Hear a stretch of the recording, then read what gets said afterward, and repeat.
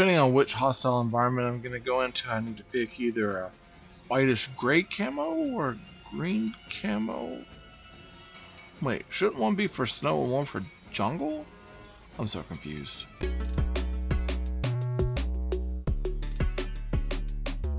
Hey toy fans, I'm here with another awesome toy review.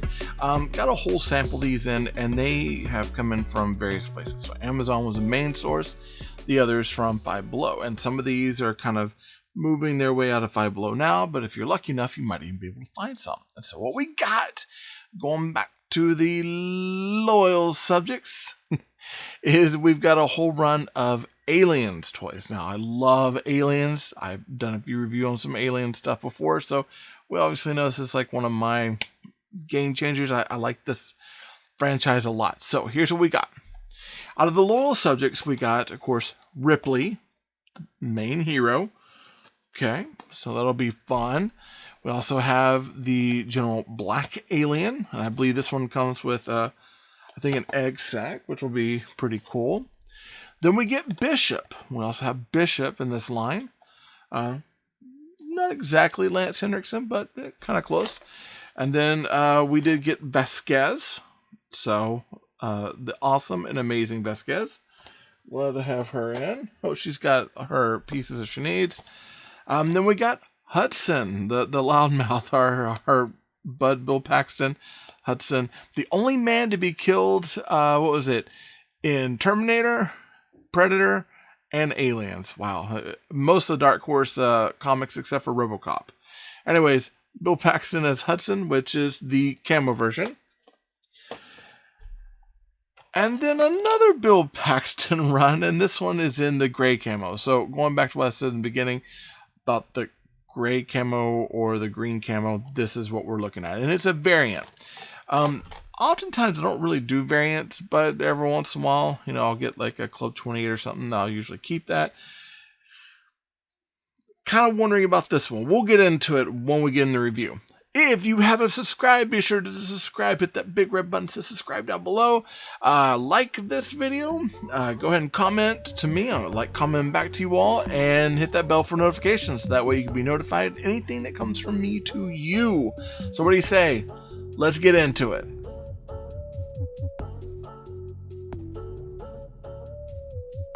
And these are our loyal subjects, Aliens action vinyls on package. And you know, it's weird, it's really hard to see because of the lighting in here for this one is just a little much, but we get a pretty good gist of what we're getting.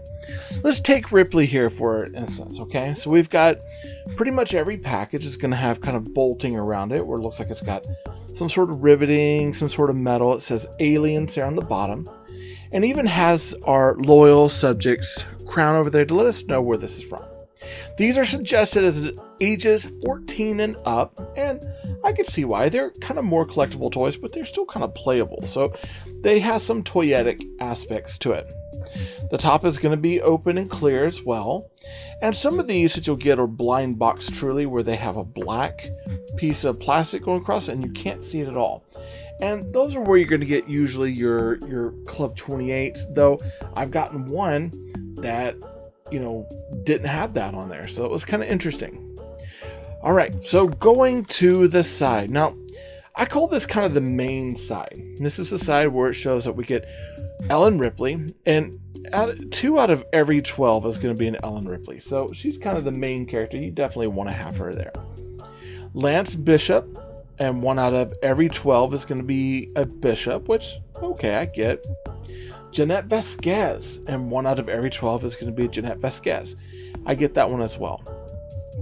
Now you've got the basic black Xenomorph with, looks like Xenomorph with the, it looks like a closed egg sac, and it's at 2 out of every 12. So Ripley and Xenomorph, 2 main characters, we're going to see them most often.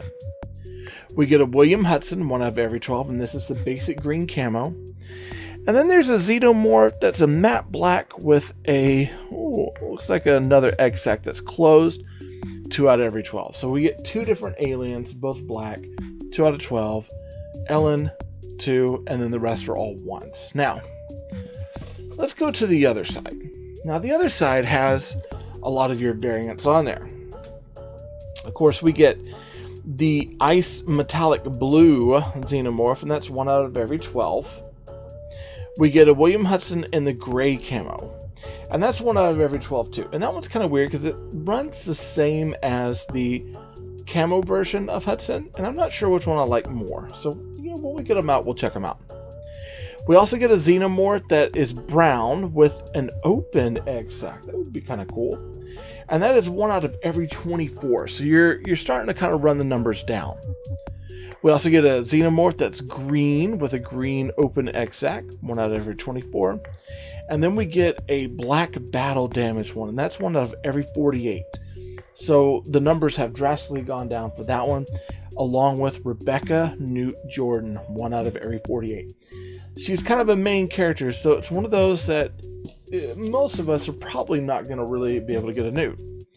And then on the back, we start getting our rares. So we get a xenomorph that's a blue glow-in-the-dark with a glow-in-the-dark facehugger. That one is 1 out of every 96, so almost 1 out of every 100. We also get another xenomorph, blue, that's not glow-in-the-dark with a facehugger. That one is 1 out of every 96. So if we're wanting a facehugger out of this series, we're going to have to get lucky. Now we ended up with a xenomorph that's ice blue with a clear top. That's a limited edition. A xenomorph with the clear top, just xenomorph, that's a limited edition. And then a xenomorph in all gold, which is also a limited edition. Now I never said anything about a Club 28 on those. My guess is that the limited edition is going to be like the Club 28.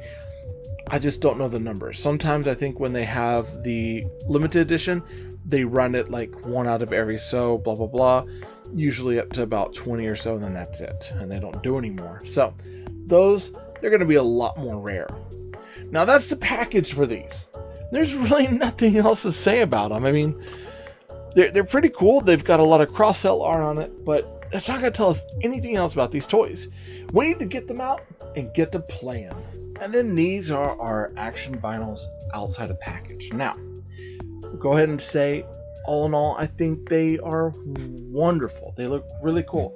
But if you notice, I've got one guy hanging off upside down over here, kind of to his side. I'm going to go ahead and address this because this is one of those that, unfortunately, with some vinyl figures, you get a broken foot peg. So out of the package, I got a broken foot peg, which means that that's a foot that'll never turn, and I'll just have to glue it into place, because at this point I'm not sure that I can really replace this one. I could send out for another just to see, but if not, I don't know. One cool feature about the alien or the xenomorph is this. So you've got, of course, that ball jointed head, but looky there. You do get, let's see if I can get a good image of it right there. Yep, you get that little spring-loaded mouth that pops out.